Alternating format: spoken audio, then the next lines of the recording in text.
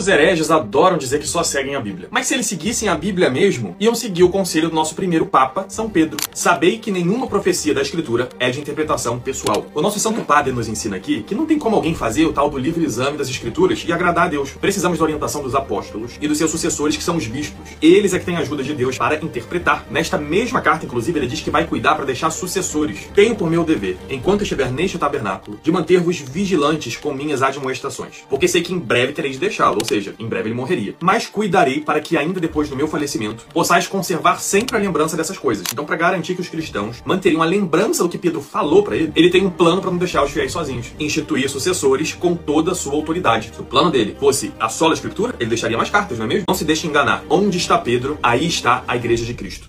Então Pedro proíbe a livre interpretação da Escritura e ainda está dizendo que vai deixar um sucessor, é isso mesmo?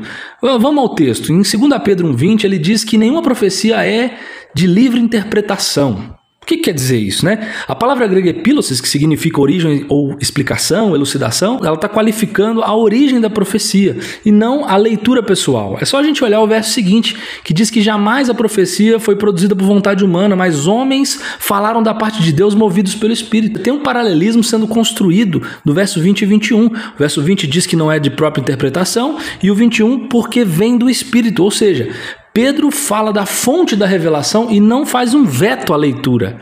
Agora, sobre o sucessor, em 2 Pedro 1,15, ele diz que vai conservar a memória dessas coisas. A ideia no grego ali é mnemnen poestai, que é preservar a memória. E ele faz isso como? Adivinha só? Escrevendo e não nomeando alguém. O Ariel no vídeo até tenta sair fora disso, dizendo que se fosse assim, Pedro teria escrito muito mais cartas. Só que ele não precisava escrever mais cartas, porque ele sabia que outros escritos apostólicos estavam sendo produzidos. É tanto que no capítulo 3 ele coloca os textos de Paulo no mesmo nível do Antigo Testamento, chamando-os de escritura. Então, para Pedro, o ensino apostólico ele se perpetua nos textos inspirados e não numa sucessão institucional.